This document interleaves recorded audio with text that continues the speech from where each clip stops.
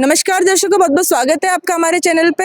अभी हमारी टीम मौजूद है सतलोक आश्रम सोजत। यहाँ पे वृक्षारोपण का कार्यक्रम चलाया जा रहा है। आइए, हमारे साथ संत रामपाल जी महाराज के कुछ अनुयायी जुड़ चुके हैं, कुछ युवा वर्ग जुड़ चुके हैं।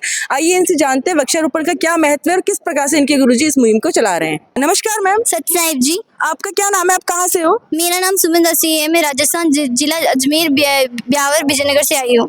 तो मैम, ये आपने अभी जो वृक्ष लगाया है, पौध लेके जो आप खड़े हो, ये क्या कार्यक्रम यहाँ पे चल रहा है और किस प्रकार से चल रहा है? ये संत रामपाल जी महाराज ने 11 सतलोक आश्रमों में वृक्षारोपण का कार्यक्रम रखा है। आप जैसे कि आप जानते हो 2019 से कोरोना सिस्टम चल रहा है। उस समय सरकार ने वृक्षारोपण की मुहिम रखी थी, लेकिन ये सक्सेस नहीं हो पाई थी और लोगों को ऑक्सीजन की जरूरत थी, लेकिन उनको ऑक्सीजन प्रोवाइड नहीं हो पाई थी। तो संत रामपाल जी महाराज ने वृक्षारोपण का ये कार्यक्रम रखा है, जिससे लोगों को ऑक्सीजन भी प्राप्त होती है। सबसे बड़ा लाभ यही है, क्योंकि ऑक्सीजन हमारे जीवनदायिनी गैस होती है और वृक्ष यही कार्यक्रम करते हैं। और संत रामपाल जी महाराज इसके अलावा बहुत सारे योगदान देते हैं, जैसे कि रमेणी भी होगी, आज सत्संग है तो रमेणी भी होगी और ये वृक्षारोपण भी किया जा रहा है। रमेणी से क्या अर्थ है मैम?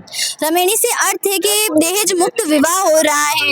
जैसे कि आप आज देखेंगे कि सत्संग होगा और उसमें रमेणी होगी तो उसमें दहेज मुक्त विवाह होगा, उसमें कोई दहेज नहीं लिया जाएगा। जैसे कि आप देखते हैं कि कई सारे विवाह होते हैं और शादी के बाद में उनसे दहेज की मांग की जाती है, पर वे दहेज नहीं दे पाते हैं तो लालचवश उनका व्यवहारिक जीवन बिगड़ जाता है। इसलिए संत रामपाल जी महाराज ने रमेणी का सिस्टम लागू किया है। Thank you ma'am. सत्साई जी नमस्कार मैम। नमस्कार। क्या नाम है जी आपका, आप कहाँ से हो? मेरा नाम मनीषा दास है, डिस्ट्रिक्ट ब्यावर राजस्थान से बिलोंग करती हूँ। आप भी ये वृक्षारोपण कार्यक्रम में हिस्सा ले रहे हैं, तो इसके क्या क्या फायदे और किस प्रकार से ये मुहिम आगे बढ़ रही है? ये आज संत रामपाल जी महाराज के सानिध्य में पाली सोजत में आओ पेड़ लगाए कार्यक्रम संचालित किया जा रहा है, जो कि आज हम देखते हैं कि बिश्नोई समाज द्वारा जो कार्यक्रम 70-30 में चलाया गया था वह बिल्कुल भी सक्सेसफुल नहीं हो पाया है। हालांकि उन्होंने पेड़ों से लिपट कर पेड़ों को बचाने की कोशिश की है, पर आज ये कार्यक्रम संत रामपाल जी महाराज के सानिध्य में संचालित किया जा रहा है कि आज जो गर्मी का मौसम चल रहा है, इसमें ऑक्सीजन की कितनी डिमांड है, उस संत रामपाल जी महाराज के द्वारा वो डिमांड पूरी की जा रही है। और जो बिश्नोई समाज ने 70-30 में जो प्रोग्राम चलाया था वह पूरा नहीं हो पाया था, वह संत रामपाल जी महाराज जी के सानिध्य में पूरा किया जा रहा है।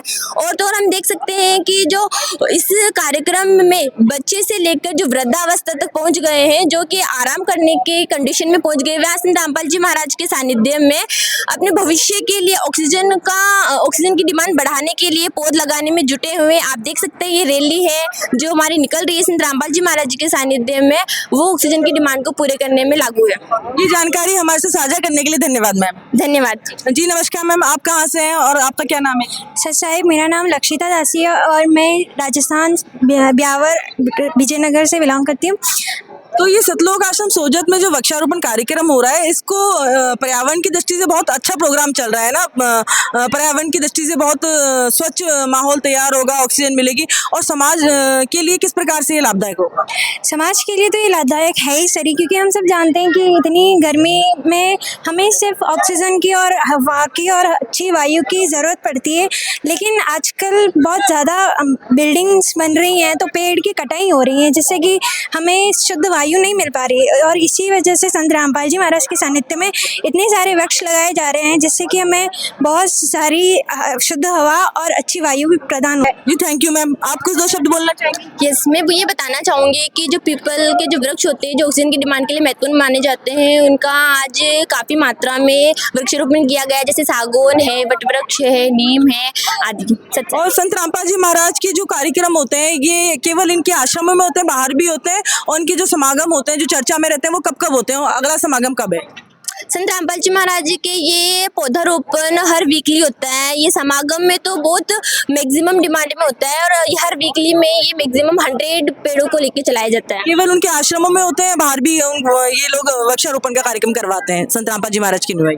ये बाहर भी कार्यक्रम चलाए जाते हैं। आज कल जो प्रोग्राम है वह पाली सोजत से बाहर रखा गया है, आज ये पाली सोजत में रखा गया है। संत रामपाल जी महाराज जी के जो कार्यक्रम विश्व भर में प्रचलित है, ये ओनली फॉर एक उनके आश्रम में प्रचलित नहीं किया जाता है। और इनका अगला समागम कब होगा सतलोक आश्रम सोजत में?